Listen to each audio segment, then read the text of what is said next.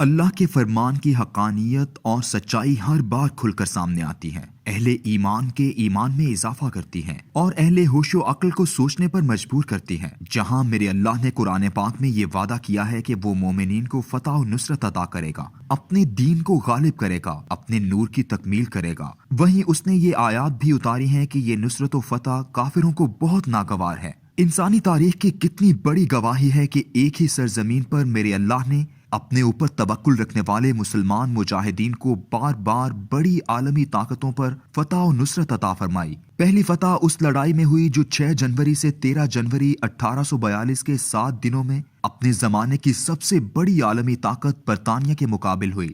وہ برطانیہ جس کی سلطنت میں سورج غروب نہیں ہوتا تھا۔ تاریخ شاہد ہے کہ وہ ہر دفعہ کسی نہ کسی کاسا لیس اور بڑی طاقتوں کے غلام کو غداری کے لیے اس سرزمین پر منتخب کرتی ہے اور پھر اسے شکست سے دوچار کرتی ہے۔ ہرات کے گورنر شجاع شاہ نے افغانستان کے حاکم احمد شاہ ابدالی کے پوتے زمان شاہ درانی کے خلاف انگریزوں سے گٹھ جوڑ کر کے اقتدار پر قبضہ کرنا چاہا۔ انگریزوں نے ایران کی حکومت کو افغانستان پر حملے کے لیے اکسایا۔ وجہ یہ تھی کہ برطانیہ ہندوستان میں اپنی حکومت کے خلاف متحد افغان مسلمانوں کو ہمیشہ ایک خطرہ سمجھتا تھا۔ ایران نے برطانیہ کی شہ پر افغان گروہوں کے ذریعے حملہ کیا۔ زمان شاہ درانی پشاور میں گرفتار ہوا اور اس کی آنکھیں نکال کر افغان روایات کے مطابق حق حکمرانی سے معزول کر دیا گیا۔ اس کے بعد شاہ شجاع نے برطانوی سرپرستی میں بادشاہت کا تاج پہن لیا اور 1809 میں افغانستان کے برطانیہ کا اتحادی ہونے کا اعلان کر دیا۔ برطانوی سول سرونٹ ولیم فریزر جو جنرل ایلفنسٹن کے ساتھ شاہ شجاع سے ملنے گیا تھا،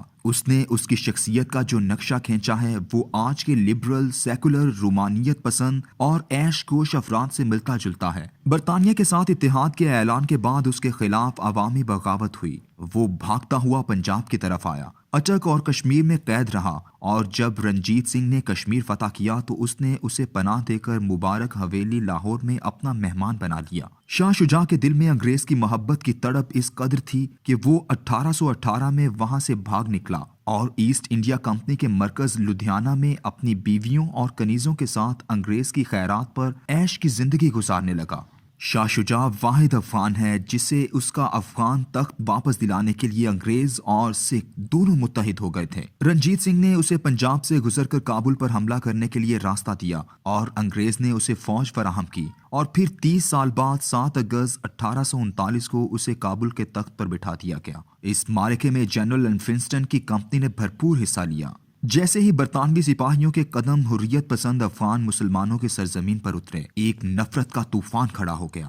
اس کے بعد کے 3 سال برطانیہ اور افغان مسلمانوں کے درمیان مسلسل جنگ کے سال ہیں، جس کا آخری معرکہ گندمک کے پہاڑوں پر ہوا، جہاں جنرل ایلفنسٹن کی سربراہی میں تقریباً 20,000 برطانوی فوجی مارے گئے۔ حریت پسند افغان مسلمانوں نے ایک ڈاکٹر ولیم بریڈن کو زندہ چھوڑا اور کہا، جاؤ اس عالمی طاقت برطانیہ کو خبر دے دو کہ آئندہ وہ اس سرزمین کا رخ نہ کرے، کیونکہ یہاں اللہ پر توکل رکھنے والے مسلمان رہتے ہیں۔ اس زمانے میں بھی انگریزوں کی اس شکست پر ناگواری کا اظہار کرنے والے لاتعداد لوگ موجود تھے، جو یہ کہتے پھرتے تھے کہ یہ شکست دراصل افغانوں کی بدقسمتی کا آغاز ہے، وہ اب عمر بھر پسماندہ رہ جائیں گے۔ اس عالمی طاقت کی شکست کے 137 سال بعد کمیونزم نظریے کی سرخوشی اور عالمی طاقت ہونے کی سرشاری میں مست سوویت یونین کی افواج افغانستان میں داخل ہوئیں۔ 1965 کے افغان پارلیمانی الیکشن میں شکست کھانے والے اور افغان عوام میں غیر مقبول نور محمد ترکی نے اپنے ساتھیوں حفیظ اللہ امین اور ببرک کارمل کے ساتھ خلق پارٹی کے تحت روس کی مدد سے 27 اور 28 اپریل 1978 کی رات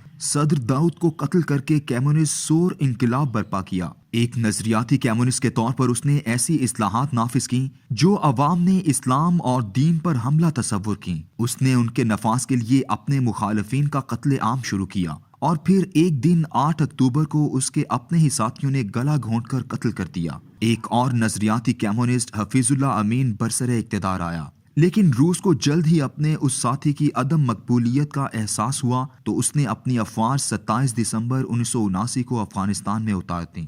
سب سے پہلے انہوں نے اپنے ہی وفادار حفیظ اللہ امین کو کوکا کولا کی بوتل میں زہر پلایا، لیکن زہر اس میں موجود گیس کی وجہ سے ہلکا ہو گیا اور وہ بچ نکلا۔ سوویت یونین کی KGB کے ایجنٹ میخائل طالبیو نے یہ زہر دیا تھا۔ اس نے امین کو بچتے ہوئے دیکھا تو حملے کا سگنل دے دیا، اور پھر وہ حفیظ اللہ امین جس نے سوویت یونین کے نظریات کی سربلندی کے لیے افغان قوم سے غداری کی تھی، اسے گولیوں کی بوچھاڑ میں بھون دیا گیا۔ اس کے بعد ببرک کارمل سے نجیب اللہ تک عالمی طاقت سوویت یونین سے افغان مجاہدین کی جنگ کی طویل داستان ہے۔ اس 8 سالہ جنگ کے آخر یعنی 15 مئی 1988 کو شکست کی صورت پہلے روسی سپاہی نے واپسی کا سفر شروع کیا، اور 15 فروری 1989 کو کرنل جنرل بورس کروماو کی سربراہی میں آخری شکست خوردہ قافلہ ہیرتان پل سے دریائے آمو عبور کرتے ہوئے سوویت یونین واپس چلا گیا۔ اس فتح کو بھی اللہ کی مدد اور نصرت کی بجائے امریکہ اور ISI کے کھاتے میں ڈالنے والے لاتعداد پاکستانی دانشور اور سیاستدان ہی نہیں بلکہ افغان پشتون دانشور، سیاسی رہنما اور تجزیہ نگار موجود تھے۔ یہ لوگ آج تک اسے امریکہ کی فتح ہی قرار دیتے ہیں، لیکن میرے اللہ نے خوب فرمایا ہے، اور انہوں نے خفیہ تدبیر کی، اور اللہ نے بھی خفیہ تدبیر کی، اور اللہ سب خفیہ تدبیر کرنے والوں سے بہتر ہے۔ ال عمران۔ اللہ نے اس دفعہ واحد سپر پاور امریکہ کے مقابلے میں پوری افغان قوم نہیں بلکہ صرف طالبان کو تنہا کھڑا کر دیا، اور انہیں پوری دنیا میں اکیلا کر دیا۔ مسلم امہ کے تمام ممالک بھی ان کے خلاف تھے، اور کفر کا عالمی اتحاد تو ان پر حملہ آور تھا۔ میرے اللہ نے ان طالبان کو پوری دنیا کے عالمی اتحاد پر فتح سے ہمکنار کر کے اپنے اس اعلان کی تصدیق کر دی۔ یہ لوگ چاہتے ہیں کہ اپنی پھونکوں سے اللہ کے نور کو بجھا دیں، حالانکہ اللہ اپنے نور کی تکمیل کر کے رہے گا۔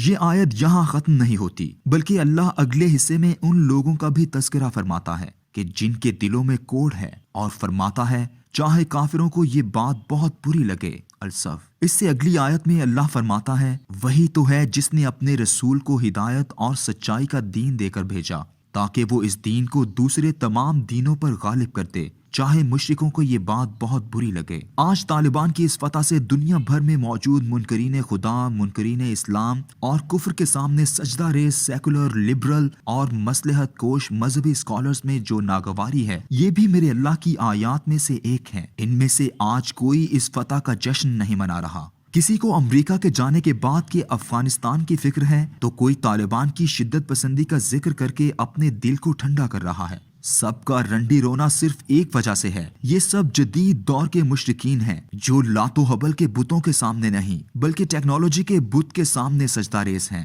آج ان کے ٹیکنالوجی کے خدا کی ذلت آمیز شکست ہوئی ہے، ان کو ناگوار تو ہوگا۔